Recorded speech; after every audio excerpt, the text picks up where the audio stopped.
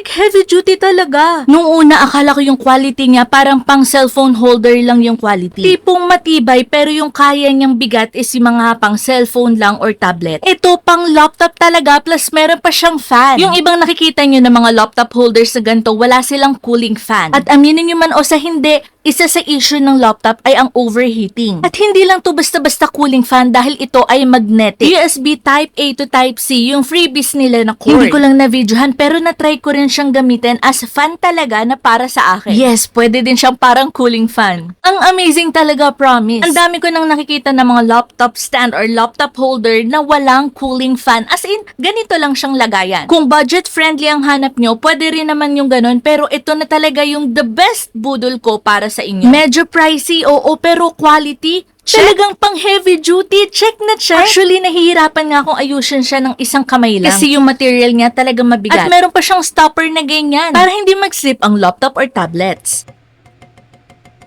Narinig niyo ba? Tunog pa lang, quality na, diba? Malapad din pala to, kaya kahit 15.6 to 16 inches yung laptop ay kaya niya. At bago kong makalimutan, meron din siyang inclusion ng cord, which is yun nga, USB Type A to Type C. Or kung medyo lumuluwag, pwede nyo siyang ma-adjust dahil meron na din siyang kasamang pangganyan. Kung Type C to Type C ang laptop mo, meron na din silang inclusive na ganito.